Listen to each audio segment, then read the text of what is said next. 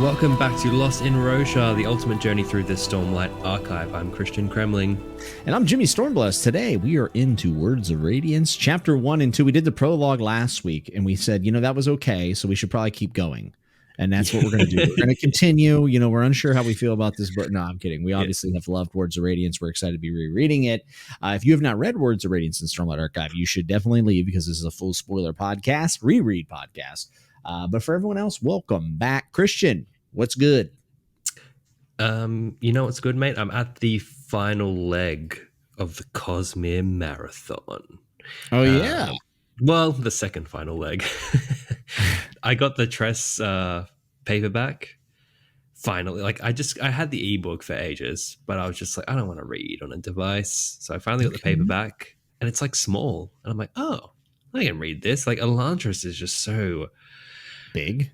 Yeah, it's so big, and everyone's like, it sucks. That's like most people, like, it sucks. It's the worst he's ever done. And I'm just like, ooh, that's scary. So Tress arrives. I'm like, oh, nice. Oh, there's flowers. And then I started reading it. I'm like, oh, this is kind of charming. Oh, this is easy. Like, this is just a nice adventure. Goes Great. down smooth. It does go down smooth. Yeah. I know you've got your problems with Tress, but so far, minus a couple, there's a couple of times where Sanderson's like riffing humor-wise, and at first I'm like, yeah, man, go get it. And then it's just like another page. It's like still going. Yeah. But like otherwise, it's good. It's fun. It's quite charming. I like it. I like the vibes a lot, actually. It's very easy. I'm glad that you're digging it, dude. I think that there's definitely some Tress that when I read Tress, I thought of Stormlight, meaning that I think I wouldn't be surprised if some things of Tress tie into Stormlight at one Interesting. day. Maybe I'm wrong, but I felt that way. I mean, as a cosmere aficionado, one might say, I'm already like, ooh, this is interesting. Like lots of cool things to consider world building wise. But I mean, so far it's just like a comfort. Light a candle, read some Tress. It's easy. Slip into the tub, get the bubbles out with my little reading light. All right, your reading light. All right, you know what? Thanks, fans, for like jumping on with Jimmy. Emailing us the patent of when reading lights were freaking invented. Yes, Tyler sent us a spin. He said, application submitted on December 11, 1947 by Lawrence P. McDowell. Application granted in 1950 for the portable book light. Well, 70 years later, we're still enjoying the benefits of the photons. All right. Thank you very much. How are you, man? How was your week? Busy. A hell of a week at work. And I didn't get to do the things that I like to do. So it always makes me a little annoyed. But, those times come and go. And you just got to kind of get through it and hope that the next week isn't as chaotic, I guess. But been doing pretty good. I'm glad we're in Words of Radiance. I'm looking forward to opening up this book every week.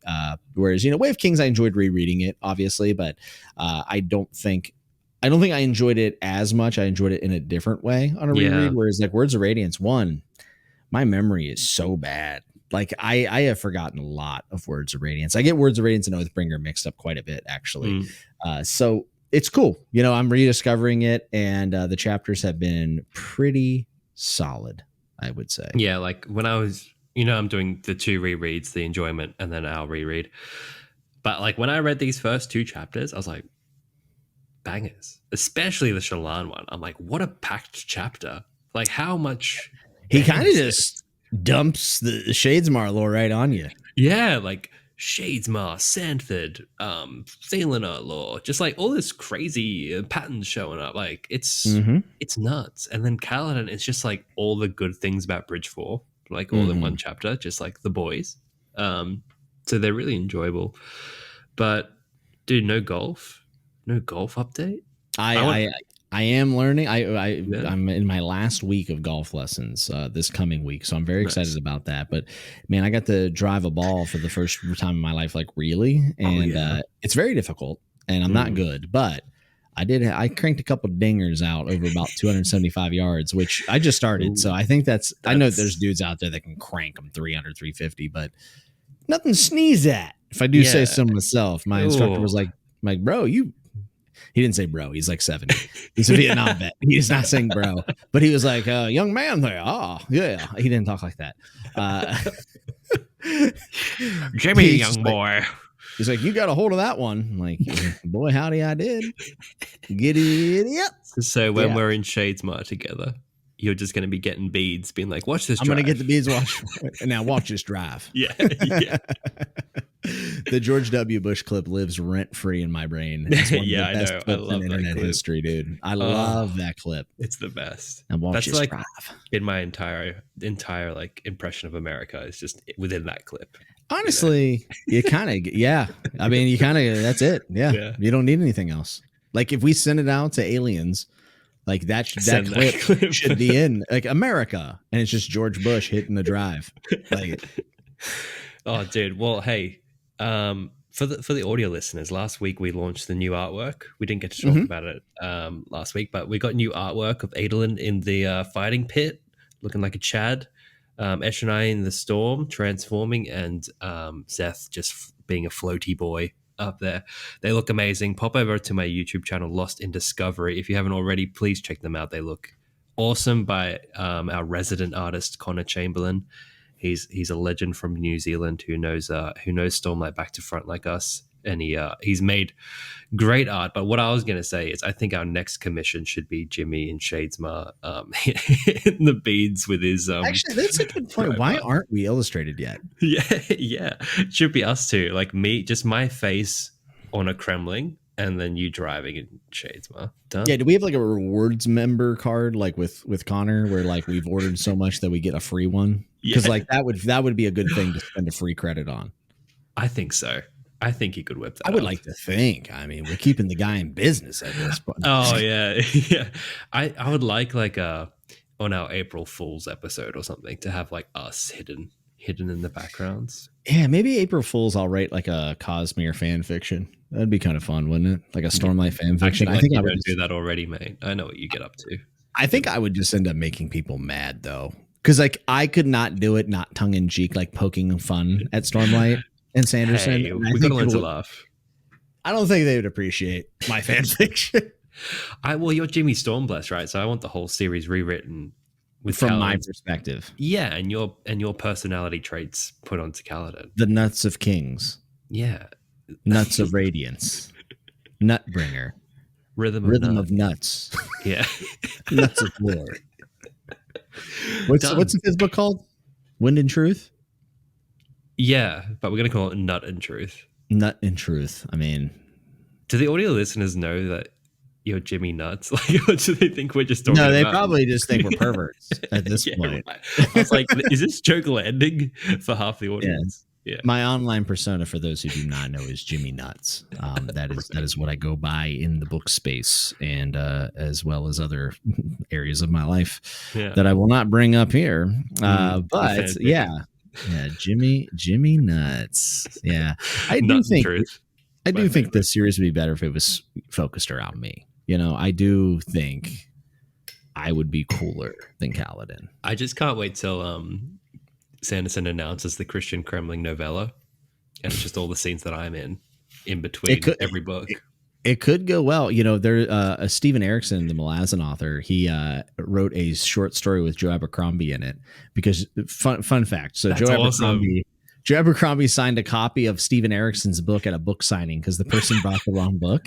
So Joe signed it, and Erickson found out, and Erickson was like, "Okay, you cheeky, cheeky little bugger." Yeah. He said, I'll get you back. So he wrote a Facebook post, I believe it was, a short story, and it's Joe Abercrombie in the Malazan world just being tortured.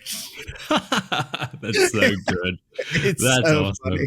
And Joe Abercrombie would so appreciate that. That's perfect. Oh, he did. Yeah, they're friends. Yeah. You know, it wasn't like with true malice, you know. And Joe obviously signed his book as a slight, just messing with him. So pretty funny. Oh, that's great. I'm gonna get Joe Abercrombie to sign my copies of Words of Radiance, so Sanderson puts him in Stormlight. Done. Oh, that would be cool. I don't know what you would do with Joe Abercrombie in Stormlight. He'd probably, oh god, that's Odium's champion. That's my new theory. Oh yes, Odium's champion, Joe Abercrombie, and he just writes like terrible backstories for all the main characters, and they come to fruition. That'd be so funny. That'd be sick. Do we have a Sanderson update this week? The Roshar. I saw Dan Wells did the update, so I think the wells run dry. I think it's over.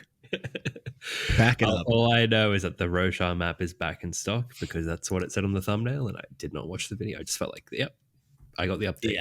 I do know people were surprised we didn't mention the Dragonsteel like sold out or something like this, and there was an issue with the thing, and then he made sure that people got their tickets. So there you go. I mentioned it. Yeah, I mean, it sounds like it's going to be a great time. It's going to be huge, isn't it? Like this year's it's getting Dragonsteel Nexus, but like, yeah, look, we're not going because one, Jimmy doesn't want to go to Utah apparently. And there's just other places I'd rather spend $4,000 to go. That is so fair. Hey, look, and me, I live on an island at the bottom of the planet. So yeah, for you, it's like a lot of money. It's a lot, and in the end, guys, last time, Rhythm of War arrived a day early for me from Amazon, and I'm going to take my chances again. That's maybe awesome. I'll get a day in advance. Wind and Truth. Yeah, we have other things to figure out. You know, we got to figure out exactly how we're going to do the book coverage. Like, we haven't figured all that out yet. Well, the last chat we had, and I'm just going to spill the beans to everyone. We haven't discussed saying it, but like the idea is that like we're going to get Wind and Truth chapters each week at some point quite soon. But because it's one chapter, we could probably do one Wind and Truth, one Words of Radiance a week. That's the idea. No promises, but that seems like a potential balance of how the show could go forward without completely dropping this reread.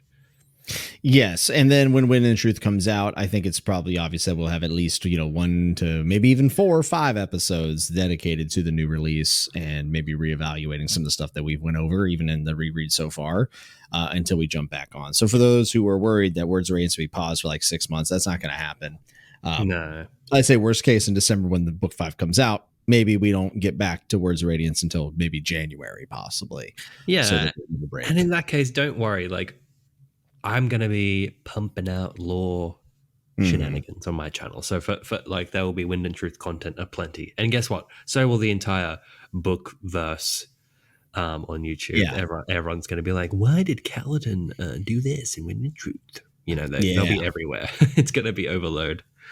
Why did Allbridge 4 just start rollerblading at some point? That is so strange. Yeah, the rollerblading arc of Wind and Truth. Yeah, I did not expect roller derby to make its way into this.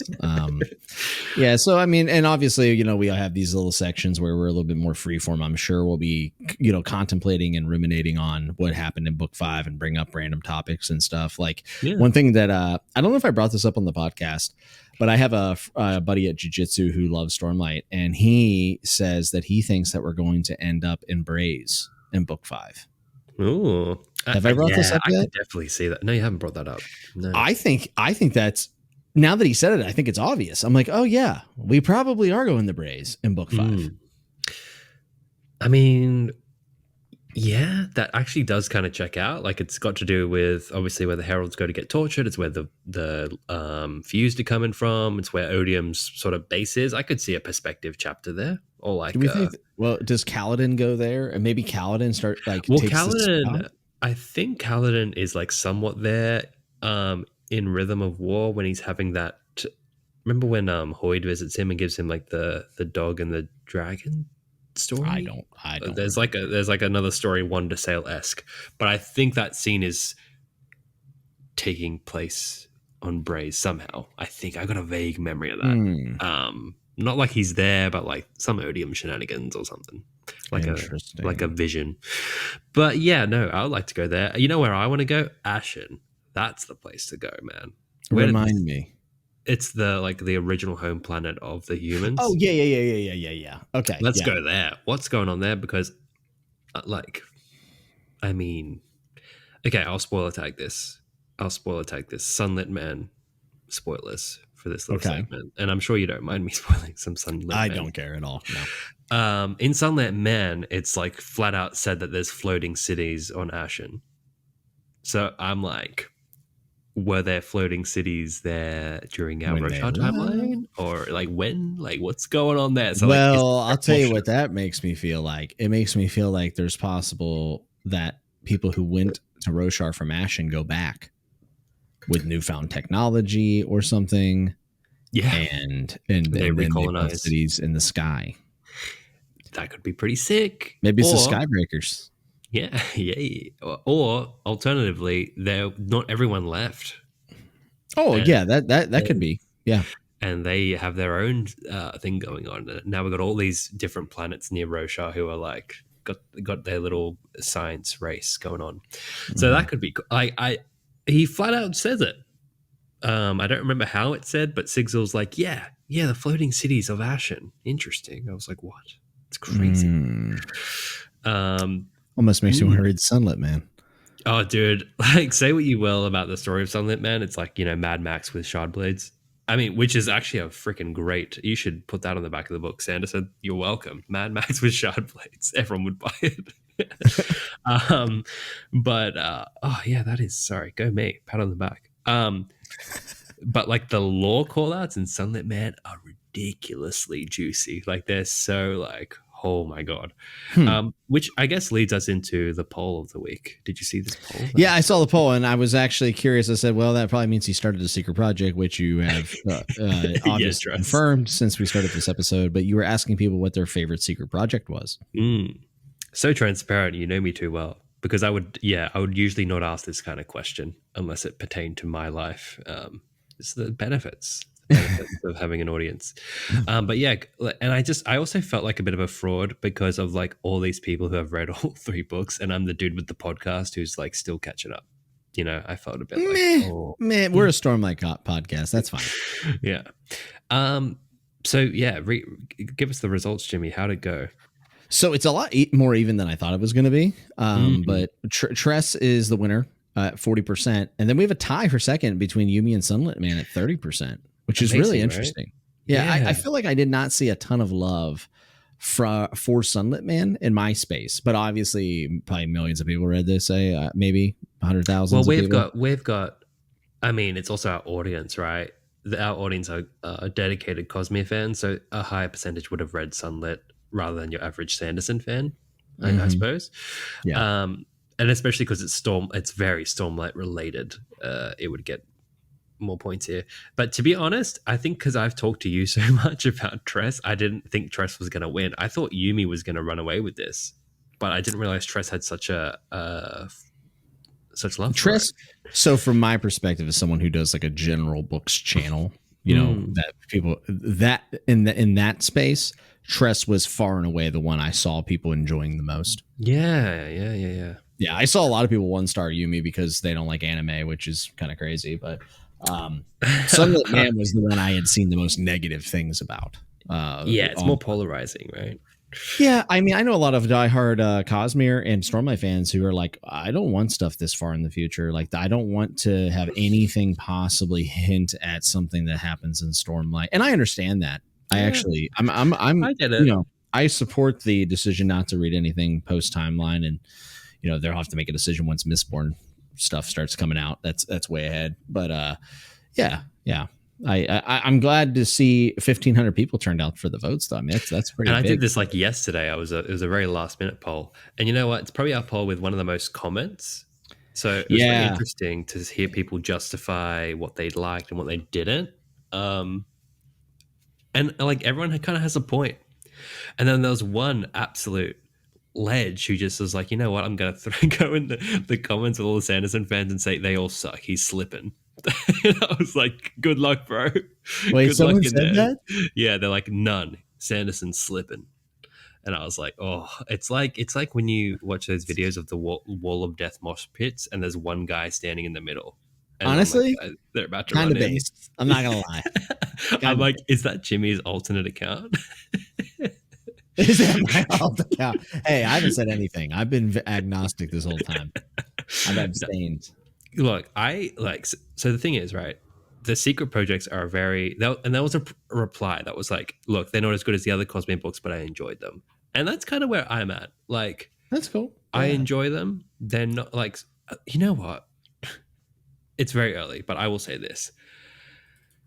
I really enjoy how much of a change of pace Tress is in the narrative voice. I don't know if that will get old for me in 200 more pages, but it was like, wow, this feels fresh from Sanderson. This feels like really different and new, right? Whereas Sunlit and Yumi felt pretty standard Sando, with a bit more banter, and the pace was a bit quicker. Although Yumi, I got in a bit of a slump with. It kind of like meandered in that middle portion.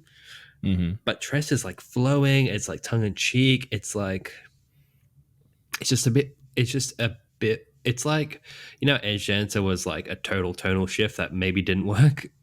Tress feels like, oh, like I could see him doing a bit more of that. Yeah, you like the shift in the tone. Yeah, it works. I mean, I don't know if the percentages really show how close this was, but to give you guys an idea, I mean, it's 600 votes for Tress, but Yumi and Sunlit Man have 450 apiece. I mean, it's real. I mean, it's 150 difference between the tied second place and the first place. So I think people enjoyed all three fairly well. At least 1,500 people that listen to Roshar.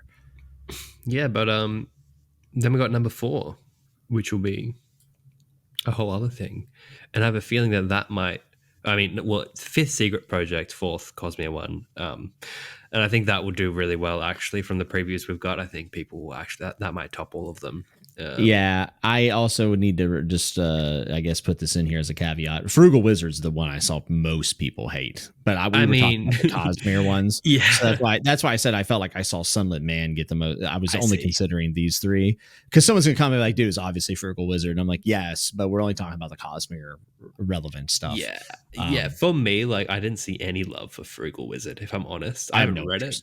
I haven't read it, so I'm not going to trash it. I just don't have any interest. Yeah, I'm with you, man. I'm with you on that one. I just want to be in the cosmere, basically. So, yeah, that's our poll. Mixing it up from Roshar a little, having a look at the secret projects. But man, these we're finally getting into Shallan and Kaladin once again after it's been a while since you and I have talked about these two people, months and months actually.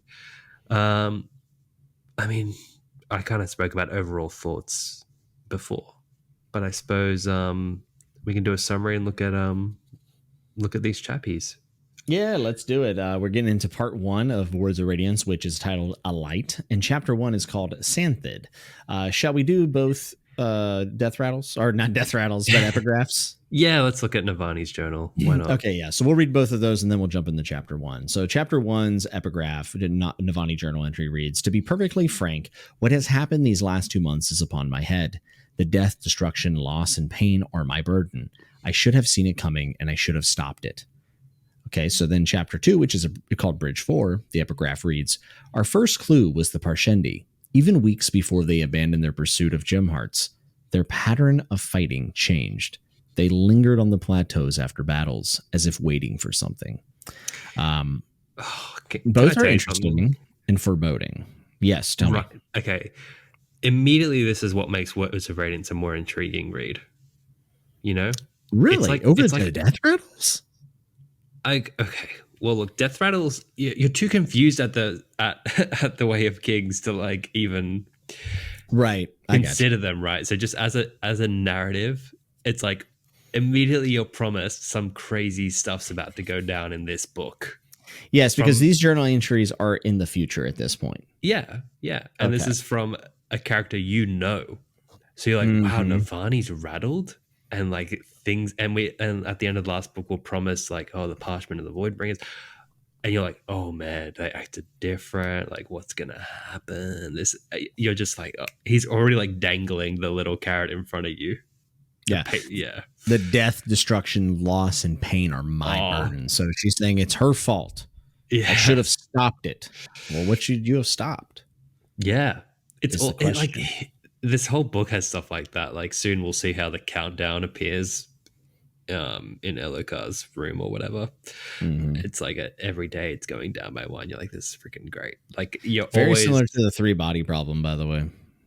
Yeah. Oh yeah. From what you've told me, yeah, it sounds like that. There's like a big timer in the sky everyone can see.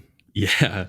And they're like, what's it counting down to? Oh my God. Yeah. It's intense. It's actually one of the best moments in the first book. It's so good. That's awesome. Kind of reminds me of this a little bit, or that I should say. Yeah, right. Yeah. I mean, that's like, I'm simple, right? So I saw that, I was like, oh, awesome. Like a countdown. It worked very well for me.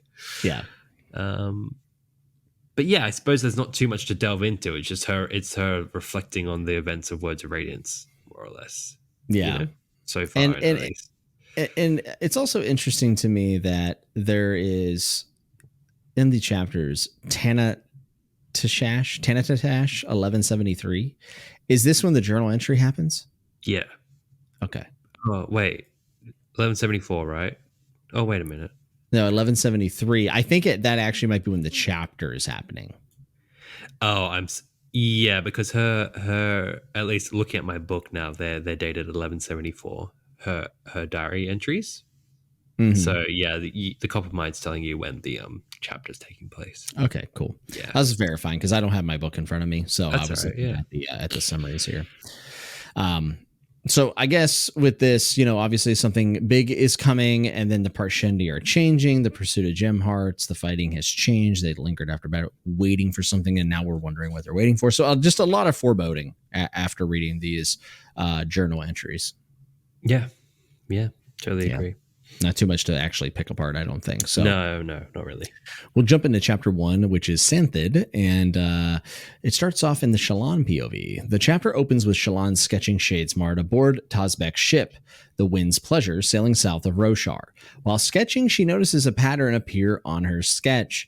This marks the first time pattern manifests in the physical realm, appearing as an embossed sequence of complex lines with sharp angles, repeated arrowhead shapes. The appearance of pattern startles Shallan, causing her to drop her sketches, which Yalb collects for her. Shortly thereafter, a scout spots something in the water, which turns out to be a Santhid, a large, rare sea creature viewed by sailors as good luck, and whose shell is the only thing anyone ever sees. Seeing an opportunity, Shallan decides she needs to sketch the first ever picture of a living Santhid. After much debate with Yalb and Tazbek, and after conversing with Jasnah about Shadesmar and the Spren in some detail for the first time, the sailors finally agree to allow Shallan to be lowered over the side of the boat to get a look at the Santhid. Jasnah tells Shallan that she has spoken to Navani about the possibility of repairing the soulcaster Shallan possesses so that her brothers can give it back to the Ghostbloods. Shallan is also informed that she has been betrothed to Adolin, fashion extraordinaire, which she accepts willingly. And there's a lot to talk about there, but just on your last part of the summary there, I liked how Jasnah's like, this doesn't bother you? Like, marriage is a form of of being a slave, I think is kind of what she, right? Like, yeah, to something to that degree. And so you're being a little dramatic. Relax. But it told us a lot about their characters, where like Shallan's like, dude, I suck at love. This is great. Like, set me up. And it's like, dude, you're just being betrothed to some dude. Like, you don't have any questions. It's going to limit what you can do, and you have to answer to this person. And obviously, Jasnah is not your typical Rosharian or Carbrantian. Is that what we would call the Alethi? Right? It's not the typical way that people think.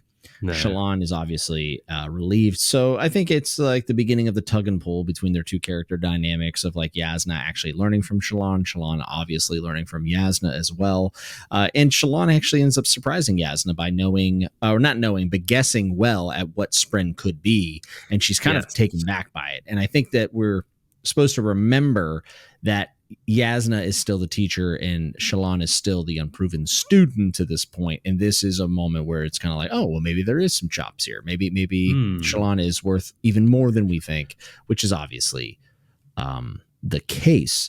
One thing I wanted to note is that we see the sketch, right, of Shadesmar.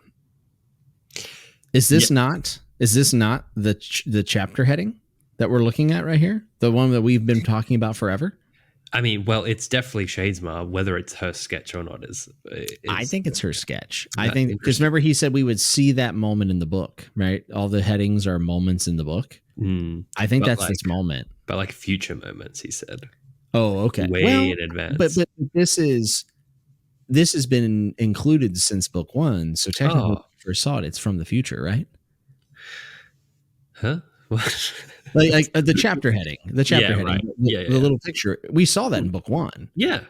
So it would have been in the future. I see what you mean. You see what I'm saying? Like we are the futures now. I get you. Yeah. But this is where I will refute slightly. Like the clouds head towards the not sun in Shadesmar, but if you look at the chapter icon, they're like crashing downwards. Mm. Like it feels like something's going wrong, or like something has changed in Shadesmar, and the sun is like really low and like seems to be reflecting onto something. So it feels like this feels like a huge moment in my opinion, like Shadesmar's collapsing or something to that effect. Okay. We finally get an answer what these clouds are and what this bloody not sun is. Yeah, we've been speculating about this chapter picture for a long time. I was like, oh, I wonder if that's what we're looking at when we see that. But yeah, I think you're right. What's curious though is like soon Shallan's chapter icon changes to pattern, and this chapter icon is then given to Jasnah. The Shadesmar picture, right? So maybe like what is it about those two that they can? I don't think anyone besides Dalinar and Adolin have the same chapter icons. So it's very curious. And Bentley and Ashyn. So so something terrible is going to happen. We all know that. But speaking of pattern, dude, like I got to find this video, but someone 3D animated what pattern would look like embossing on like wood, and it's like completely perfect. Like whoever did this, it is like exactly how I'm reading it. I reckon I can quickly find it now for you. But, yeah, I am very curious. I would love to know. And I can link this below for people. I don't know whoever's done this. It just kind of gives you a glimpse of what I sent it on Discord. What Shallan is seeing in this moment. Mm-hmm. This just feels like so on point, right? The way the lines shift and everything. Oh yeah, that's very interesting. How cool is that? People are really talented, right? I'm so jealous of people's talents. Yeah, I mean, and you know, that's the thing is I'm not very imaginative when I read. I don't visualize a lot. So when I see something like this, it kind of blows my mind because I'm like, oh man, like think how like wild this world is to be in. You know what I mean? Yeah, there's so much visually going on. And imagine how crazy you would feel seeing that like on your paper. You're like, I'm a crazy person. What the heck is going on? And then he shows up on the wave later. It's so cool. So, I mean, from what I can tell, Patton was around in Carbranth, and he's basically just like hung around Shallan the whole time. But this is the first time, like the summary said, that he's popping into our world a little bit, which is neat. But then we get all this chat with Jasnah about Shadesmar, and it's still interesting, even though we kind of know everything, or I know a lot more at this point. But I was still like, oh yeah, true. Oh, that's cool. Yeah, good point, Jasnah. But what few details I could pull from here. She said she's been studying it for 6 years, which means she's only been studying it since the night of Gavilar's death, when she was pulled into it. So I suppose we can assume that was her first time going there. Even though in the prologue she was like, oh, not again. You know? Yeah. So like, I guess it was the first time she actually went there. I think so. Now, obviously, Jasnah has also been seeing like things in the shadows, and you know, I actually saw someone comment on our recent episode when we were kind of asking, you know, what happened to Jasnah, where she was like locked away, and they supposed that she had been seeing these things for a long time, and that she talked about them, and therefore people thought she was insane, and then they locked her in a room. As you do. As one does. To a child not making sense, lock them up. Yeah, lock them up, throw away the key kind of deal. Let them scream it out. Yeah, let them scream it out. So, yes, supposedly it was her first time there, but I think that there had been calls and beckons to the shadow realm, if you will, earlier. Yeah. And then what's interesting, like she explains Shadesmar quite well with like how it's influenced by our physical world. It's here. It's like overlaid. And then Shallan kind of is like, she gets the spread thing kind of correct. Like, oh, they're like representations of human emotion and all this stuff. But what's curious is like Jasnah kind of says, what is it? Here we go. Most certain, I must admit, Shallan, I find the coincidence of our meeting to be startling, suspiciously so. They were involved, Jasnah said. They brought you to me, and they are still watching you, it appears. So, like... Clearly the Spren, right? Not Yeah, Ghost yeah. Bloods. Yeah, Okay. no, the Spren. So it's just like, I wonder if there was any chats between, Ivory, who is Jasnah Spren, and Patton, who is Shallan Spren. I wonder if that was a bit like, hey, look, I'll find someone, I'll get the Herald's daughter, and you go get the king's sister, and we'll work together, sort of thing. Yeah, I could see that. Yeah. Like, we need some banger Radiance. Let's start here. They seem pretty cool. And why these people are chosen is still not exactly clear, right? Yeah, not exactly clear. No, like, I mean, all of they've all got some defining quality in their past or whatever. They're all damaged people. That's like the one constant. But beyond that, it seems it could be anybody. But it looks like it started, at least with our point of view characters, as far as we can tell, like Kaladin, Shallan, and Jasnah are the first. Yeah. Who are being sought out. And my theory goes back to that. It's because Shallan is like from a herald. It's like, let's start there. Because Shallan is the first, because they approached her in her childhood, which is like 15 years ago. It also makes you wonder if it's something their parents are doing, right? Because Gavilar was messing around Lirin's honor, and Shallan's mom's a herald. Hey, that's a great point. I never thought of that. Yeah, it might be a generational type thing. Do you like how I just slip in that Lirin's honor? Yeah, I was going to say that was great. I mean, we confirmed that last week. So yeah, we also had a comment that quoted some stuff. And should we rate? Could you have that? I can absolutely. You found the quote. So I said, oh yeah, for any of you non-believers out there, okay, for any of you Lirin haters, if you will, yeah, it's looking dicey on your side of the fence, because I think it's all but confirmed at this point. Okay. Yeah, so last week I said I would love to see the quote where he quotes the bondsmith oath, and you legend, somebody commented it. And man, it's startling, actually. Lirin's been a cheeky is striking. Lad. Yeah. I'm also struggling to find it for some reason.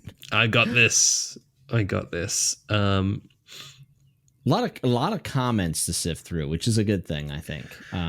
It's great. We've been getting a lot of engagement. I think there's like a new excitement because we're in a new book. All right, here we go. I got it. The Lirin theory went so hard, I had no choice but to look it up when he said a bondsmith ideal. Rhythm of War, chapter 43, page 681. I can and I will, Lirin shouted, standing up, because I will take responsibility for what I've done.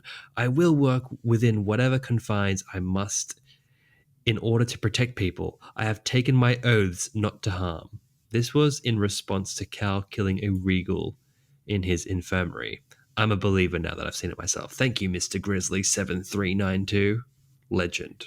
Yeah, I mean, come on now. I can and will, because I will take responsibility for what I've done. I will work with whatever confines I must in order to protect people. I've taken oaths not to harm folks. Like you're meant to be like, oh, it's his surgeon stuff, but I don't know. I'm with you, Jimmy. You've totally sold me.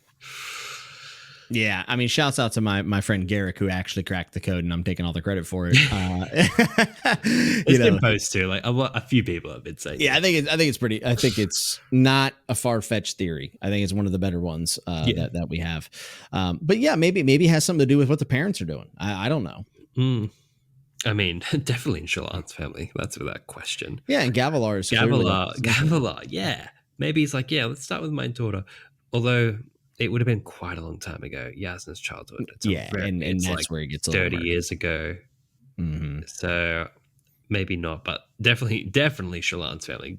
God, there's no question there. Mm-hmm. I find it curious that like Jasnah's just updating Navani quite transparently. Well, I guess she's just asking about a soulcaster issue. She's not really saying anything else, just besides betrothing Shallan to Adolin. Didn't you think this was a little like it felt instant?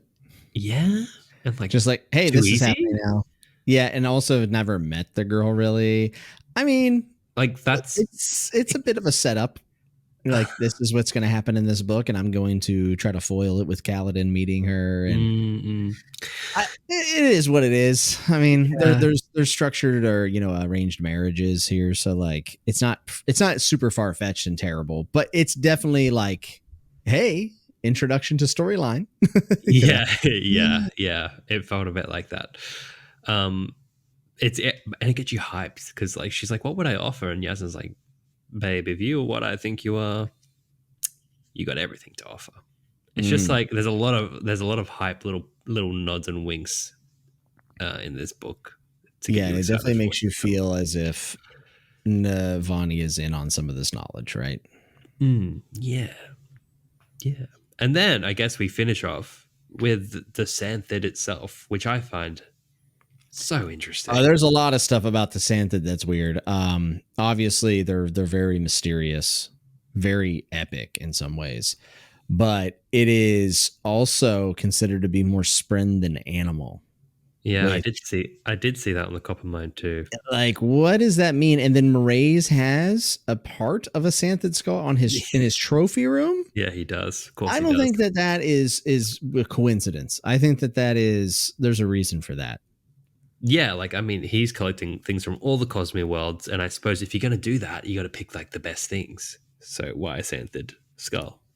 But before we get into that, I just want to say it's such like I feel like okay, look, this series is amazing, but I feel like it's such a missed opportunity to explore more of it. I know we're only 4 books in, but it's like, man, I love seeing this kind of stuff. Like the Santhids, they have this shining moment here, and you kind of never really see them again. So I just want to see more of Roshar and the way they're talking about Thalinar. And Yalb talks about this massive, I guess you would call it a statue, but like a huge behemoth one that's just like a foot. Like all these little nuggets of history and creatures. I'm like, oh, I want more of that. It's hard to fit it all into one book. Yeah. But the thing about the Santhids, they have the arrow-like spren around them, and these are also seen around the Great Shells, the Chasm Fiends, and those are luck spren. And apparently, what they're doing is like making it so the Chasm Fiends don't get crushed under their own weight. I guess they like help that out a bit. Not too sure why a Santhid would need it. Maybe its top shell is too dense and it would sink without these spren around it. And I think they're also around sky eels. So they must mess with gravity a little bit, these spren, to like... Man, that would also probably aid in the construction of floating cities if it messes with gravity. Yeah. Yeah. Just saying. Yeah, that is true. That is very true. So yeah, that's cool. And then in Shadesmar, they show up as Mandarus. Do you remember those? They're like what pull the ships in Shadesmar. It's interesting. I find it interesting to put together the two sort of sides of a spren. They're doing stuff in Shadesmar which is quite different to what they do in the physical realm. Like these spren are like pulling chariots more or less in Shadesmar, but in here they're affecting like the gravity of creatures. Like what's the connection between those two aspects, right? That's a great question. Yeah, that feels a little weird. And I mean, we get more about the Santhid later, but like the fact that it, you'll like this reference, the fact that it like is said to follow ships and stuff. I got kind of like Laboon One Piece energy. Did you get that as well? I like that quite a bit. I mean, we also know that, whales have been like trying to sink ships and stuff. So in our world, by the way, go whales. So pretty interesting stuff. I mean, I always find sea life to be fascinating myself. Yeah, I just feel like the underwater of Roshar is like a whole like another world. Yeah. I don't know. It just feels like we could get an underwater book or something, It feels like a lot of potential. You never know. You never know. It's like a video game. There's always the underwater level. Oh, God. They tend to suck. They do. Yeah. I suppose that's it for this chapter. It was just a great chapter in my opinion. Ticked all the boxes. It was really good. Yalb and what's his name? Tozbek, however you say his name. Yeah. It was cool seeing them being out on the open seas. It's a different look that we've had for quite some time since the beginning of the Way of Kings. So it was fun. But then chapter 2, we get with the boys. We're back in town. And that is Bridge 4. This one is a little bit of a longer summary, so bear with me here. But Kaladin rides out the first high storm since being freed in a small room attached to his men's new barracks with Dalinar's war camp. Upon exiting the room, he is greeted with cheers by his men who have been shaving their beards during the storm with Rock's razor. Kaladin contemplates the betrayals of both Sadeas and Amaram while speaking with Scar, Teft, and Moash about how to proceed training the newly freed bridgemen. There are some 1,000 men situated in 20 now empty buildings in Dalinar's camp. Buildings recently emptied after the betrayal of Sadeas and subsequent loss of soldiers. Kaladin decides they will find the most eager bridgemen and train them personally, sending them back to pass on their training to larger groups of bridgemen. Sounds like an MLM. All of whom have been given permission to leave as free men, although the majority of them Richmond MLM. I'm just saying, it sounds like a Ponzi scheme. Kaladin says his worst case scenario plan is to have all 1,000 men trained and able to leave the war camp as a cohesive band of mercenaries if it comes to that. Having been named captain by Dalinar, the highest ranked Dalinar dared appoint a Dark Eyes, Kaladin plans to name Sigil, Rock, Teft, Moash, and Scar lieutenants. Rock will be quartermaster with Lopen as his second. Teft will be in charge of training, Sigil will be the clerk, and Moash, Scar, and Kaladin will be mainly in charge of guarding Dalinar, who they have mutually agreed after some discussion is their best hope for remaining free men. Later, the men previously at Bridge 4 visit a tattooist. The tattooist sets about covering the slave brands with tattoos of freedom, including the details of who freed them and when. First, Hobber decides he wants a Bridge 4 glyph added, and after this decision, the rest demand the same. Not to indicate freedom from Bridge 4, but to embrace the unity they found there. Even those members of Bridge 4 who were without slave brands opt to get the tattooed, including Shen, most of their foreheads, though Moash chooses to get it on his arms. Finally, Kaladin sits for his tattoo, but the ink will not take, his Stormlight expelling it. Even after banishing his Stormlight until the tattoo is set, the ink immediately melts away when he again sucks in Stormlight. After leaving, Kaladin and his men walk through the war camp, noting the general mood. Kaladin decides the camp has an air of dread to it following Sadeas' betrayal. The men receive Bridge Force salutes from a few people they pass, Kaladin wondering where they even learned that salute. The men visit the head quartermaster, Rin, to discuss uniforms for the bridgemen. Rin hands out what's left of the old Cobalt Guard uniforms, and the men try them on, eventually coming to admire how they look on them. After some discussion with Kaladin, explaining to him that they will all identify as Bridge 4 despite being free, Kaladin requests that the Rin commission new Bridge 4 glyph patches for the uniforms. Beautiful. Day with the boys. Day of shopping, day of getting joint tattoos. Just getting some tats. Just tats and rats. Broing down with Bridge 4. That's what the chapter should be called. I'm getting dice on my forearm. Me too, bro. Like, it just has such meathead vibes, bro. I don't know. Me too, bro. I kind of love it. Do you think there's more to this than the ink not taking than other than it just showing the Kaladin's like special? Like, do you feel like there's more? I think it should. Well, okay, there's a little bit more. So it's like the healing aspect of like, I'm going to repel this poison that is the ink. But the other thing, right? We have this whole arc of his brand like staying on his forehead until there's a moment where I forget exactly the moment. It may be the fourth ideal, but there is a breakthrough moment with Kaladin and his like image of himself that the brand goes away.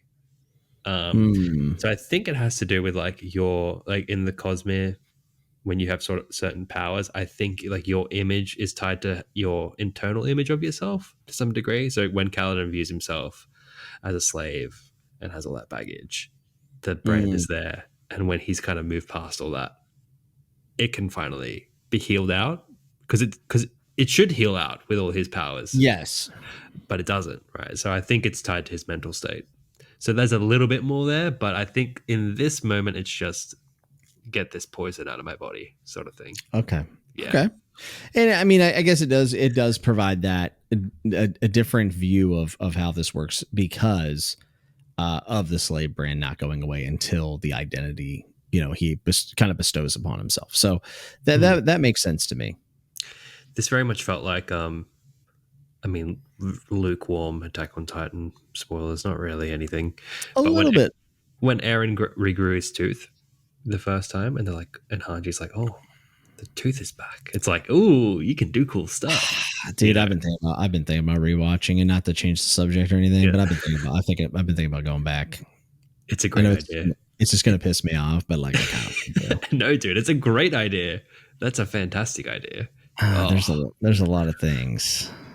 Look, there's a lot of like, why did I do this? If I can rethink, like in season 1, there's a lot of internal monologue, which is annoying. But after that, smooth sailing, mate. Smooth sailing. There's a lot of like, why are we getting eaten? like internal monologues. But after that, greatest anime. Off to the races, right? Off to the races. Dude, give me Levi versus the Beast Titan any day. Any day of the week, I'm there. But hey, dude, how about the first paragraph of this chapter? Did you also think like the breast? Up? Oh my god, right? Yeah, I mean, we just read Warbreaker, and this is the Warbreaker like big tie-in book, and then we're talking about breaths at the beginning. Dude. I was like, oh, my ears are prickling. Like I feel something. Oh, a man's breath was his life. Exhaled bit by bit back into the world, Kaladin breathed deeply, eyes closed, and for a time, that was all he could hear. His own life, in, out, to the beating of the thunder in his chest. Breath, his own little storm. And then the next paragraph, I was like, surely Jimmy's like investing in, Gavilar coin or whatever right now. When it says, when kings and wealthy light eyes died, their bodies weren't burned like those of common men. Instead, they were soul cast into statues of stone or metal, forever frozen. And I'm like, Sanderson, with the Warbreaker reference, he's like, you've read Warbreaker, I'm going to talk about breath, and then I'm going to talk about statues. Straight after it. I'm sorry, but Sanderson's cooking here. Also, am I not onto something possibly here? Dude, I'm sorry, but the fact that he put that bit of lore right after the breath thing, that's a done deal for me. So you're saying that I'm right, is what you're trying to tell me. I'm saying Jimmy's theory arc is peaking. I've had 10 years to ruminate on A Song of Ice and Fire and create and dispel theories. I think I got an eye for this type of thing. Okay. Yeah, he's ready. Look, though I am susceptible to some tinfoil every now and then. Yeah, look, there's a hint of tinfoil, but I saw these two paragraphs together. I'm like, Sanderson, you cheeky boy. I'm just saying. I'm just asking questions, bro. Just asking the questions. But like, look, this chapter is a little bit more straightforward. It's a lot more straightforward. It's kind of just setting up the conflicts. It's giving, like, it's redescribing the important members of Bridge 4 in a smooth way. Mm-hmm. It's like, oh yeah, remember Teft, remember these guys, remember Rock and what's his name, Moash. And then we think we're seeing the fallout of the betrayal of Sadeas and how that's affected Dalinar's camp. And there's all this trepidation with the boys of like, oh, we're going to trust Dalinar. What's going on? Mm-hmm. And then we get the interesting line of Amaram and Sadeas, two men in Kaladin's life who would at some point need to pay for the things they'd done. Preferably that payment would come with severe interest. That does happen. Adolin takes the thunder a little bit with Sadeas, but Kaladin does get his moment with Amaram eventually, but that's in a whole book away. But it kind of does set up. Remember, Amaram is not just a Way of Kings, villain, because he's going to show up here and be so frustrating. Because he sure is Dalinar's best bud. Like, hey, I'm going to make the Knights radiant again. Oh, it's very frustrating. Oh, but dude, do you remember that scene when Gavilar, when Dalinar fully shuts Amaram down in front of Kaladin? Do you remember this? Oh, yeah. God, I want to read that again. Oh, well, you will. You will. Yeah. I'm contractually obliged to read it again. But look, and then we have this whole thing of Kaladin's like, I'm not a Knights Radiant. I'm just a glowy boy. All right. It's like, guys, come on. It's like, dude. And Teft's like, shut up. You're a surgeon. Deal with it. And then we also get like Teft being like, I don't deserve this. Like a bit of how do you feel, Jimmy? Self-loathing a little bit. Teft getting some development. You okay with that? Yeah, it's fine. I don't know why you hate him so much. I don't really hate him. It's just I don't have an attachment to the guy. All right. I felt like the biggest. Well, I felt like the worst person whenever I finished Rhythm of War and he's dead, and I'm like, I go, oh okay, and then I go online and people are like posting like, I'm crying right now. This is awful, and I'm like, oh, people really like this guy. It was a miss for you. It happens. It's definitely me. Like it's not anything else. I don't think. I think it's my fault for maybe being a sociopath. But yeah. I just I don't know. He doesn't do anything for me. I will say this though about Teft. The one thing I really do like about Teft is I like that he is the person from a what we would consider more like almost like a fundamental or a little more extreme religious group with his family. And then that's how Kaladin starts to find out and piece these things together. And Teft left them, but now he's having to reconcile with the idea that he left these people and turn his back on them. But he's seeing proof of it in the pudding. Like, I think all of that is interesting. I do. I just don't have any emotional attachment to the character himself. That's fair. Yeah. That's fair. And we get a lot of parchment stuff here, which I thought you would appreciate. You picked up on a lot of that in the last book. And I mean, he's doing it more now, it feels like, because there's this question in our minds of like, when are they going to turn? So, I mean, Shen getting the tattoo and giving a little nod, I was like, oh, that feels good. Yeah, Shen is a character that I'm interested in. I also didn't realize this, but I guess Scar is a nod to like Brandon Sanderson's friend who like sometimes works with him as like a co-author. And I guess he's according to the trivia section of Coppermind. Also, Scar is supposedly going to have a major role to play in a future novella. Oh, that's interesting. I didn't know that. Yeah. I like that. I like Bridge 4 development. That's good because you don't want it just to feel like Kaladin, the cook, the old man, the scholar. Like, you don't want to typecast them all. It's good to give them more depth. Yeah, it's going to be cool. The anti-hero Moash. Like, they all have a little niche going on, which is fun. But, like, there's obviously way more to them. Like, Rock is, like, the comedic relief cook, but not really. Like, he's from this place that knows about Spren. And, like... Yeah, he has a huge amount of mystery around him in general. Yeah. So that's cool. And Kaladin's having his crisis of identity. Like, dude, can I do this again? I'm so clean and like wearing a uniform. And so like, you can do this. That was another thing. Because it's like all little moments, right? There's nothing big, but there's like little developments. I mean, them just like not wanting to wear the colon glyph and be like, nah, bro, we're Bridge 4. I just like the Bridge 4 hype has begun. Like the reimagining of what it means to be in Bridge 4 starts right here. Yes, like, and also like looking around the camp and understanding that people are in trepidation. Like this isn't like, oh, we're part of Bridge 4 or we're part of Dalinar's camp and everything's great. If anything, them taking on a bridge crew and all these empty barracks are actually a sign that Dalinar's status is probably as low as it's ever been. Yeah. And they're maybe they're not even safe at this point because Dalinar could be next on the chopping block, So those are all things to consider. And as usual, it feels like Bridge 4 is going to be the ones to hopefully turn things around for the camp. Yeah. I mean, I suppose that's basically it for this chapter. I didn't really pick out any lore secrets. It's very character focused, very much like this is setting up the Shadowplane storyline, more or less, for their little corner of Bridge 4. And that's it. I mean, Moash is the only one who doesn't get the tattoo on his forehead because he's a traitor. But beyond that, nothing much really. Did you have anything else? No, not really. It's just good to see the boys back in town, getting their tats and ready to go. Up to you, Jimmy, but we got a real speedy one referring to something we talked about last step. We could maybe squeeze it in. Sure. Quick. Which one is it? The latest one from Jacob about the Heralds' madness. This feels, because we touched on this last step, it feels like let's get it in now. Yeah, sure. So this is from Jacob, and it says, hello, fellow Kremlin crew. Before I get to my theory, I just want to express how much I've enjoyed your podcast so far. I just recently read the series for the first time, and finding this podcast as I finished was awesome. Well, thank you, Jacob. We appreciate you listening. Now on to the theory. Towards the end of Rhythm of War, the Stormfather tells Dalinar that he believes that there is some external factor that is causing the Heralds' madness. I already have things to say. I believe that the conditioning affecting the Heralds is what caused the breaking of the Oath Pact in the first place. I think Odium realized that the cycle of desolations was a never-ending cycle, so he decided to plan to break the Heralds even when they were not on Braize.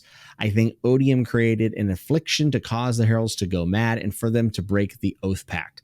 My guess is the efforts of an unmade that we don't know much about, or it could be something completely different. I'd love to hear your thoughts on this theory and whether you agree or if I should lay off the fire moss. Either way, thanks for reading and thank you guys for creating a podcast. It's a joy to listen to. Well, thanks again, Jacob. But you're 100% onto something. In the prologue that we covered last week, we said the Heralds talking among themselves, like, hey, why are we getting worse? I thought we were supposed to get better by now. And we had talked about, what is this? Is it some sort of plague? A pure like plague is a theory that I've seen bounced around. We were kind of wondering why, like, what is it that's getting worse? And I don't think we have that answer unless me and you are missing something. So I absolutely think there is an external factor that's causing this, and I think it has a lot to do with how odd this cycle seems to be compared to old ones, because we know that Tone did not break.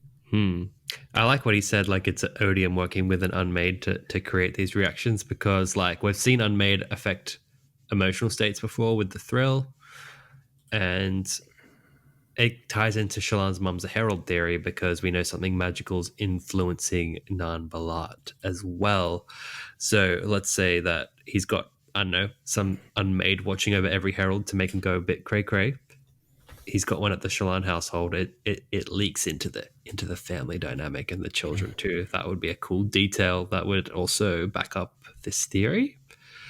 And just like their madness is too consistent with their old personalities, like how it's the inverse. It feels like very intentional.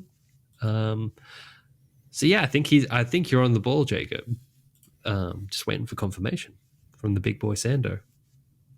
Right? Yeah, I think that this is definitely one that like, even though the theory I don't think is necessarily like complete, like, well, here's the definitive answer to this, it's the right question to ask. I think that this is clearly something that's been set up, and we were asking the question last week, and it's only going to get more complicated from here as we read through. But I think maybe there could be some answers going in to book 5, because we also have to remember that the back half of the Stormlight Archive seems like it's going to focus a lot more around the Heralds. So there's got to be more to this. Yeah, like, and I wonder if, because, I mean, it depends how much he wants to give us about the Heralds at the end of these 5 books, because we do have the prelude, but it is the prelude. It's called the Prelude to the Stormlight Archive, which makes me think like this needs to be wrapped up later, like book 10 later. But it could be. It would be good to get a little bit more though. Because we did have like quite a lot of Herald stuff towards the end of Rhythm of War. I'm a little hazy on it now, but there was a lot of Herald development and Oath Pact talk and all that kind of stuff. I could see it being addressed quite a bit in the next book. Not wrapped up in a bow, but we'll probably get enough answers to know why the Heralds are going crazy, I think. I would hope so. Another thing that we should probably consider is it could be Odium working with someone off planet. It could also be another shard. Like there could be other things happening here. Yeah, that could be wild. Yeah. Yeah, it might be someone from another series or anything else possibly. So maybe just Wayne is in their ear, and they've gone so mad hearing his terrible jokes for 4,000 years. That would do it, wouldn't it? Yeah. That's my idea, pal. Sorry. Someone was like, man, Wayne and Teft are my favorite characters. I just find it funny that you two both like. I was like, well, Christian likes Teft. Teft. I like Teft. And Wayne grew on you. You're the good guy here. I'm the bad cop, but I'm okay with that. Yeah, but you make me comfortable, like throwing a bit of shade. Hey, it's healthy. Okay, yeah. Echo chambers are not interesting. True. Well, guys, thank you again for accompanying us on this episode of Lost in Roshar. Remember, the most important chapter a man can read is the next one. We'll see you next time as we jump into chapters 3 and 4. And if you enjoyed this episode of the podcast, be sure to leave us a review on whichever platform you listen on. If you have feedback, questions, or theories, Spanreed us at lostandroshar@gmail.com. We'll see you next time on Lost and Roshar, and remember to keep that safe hand covered.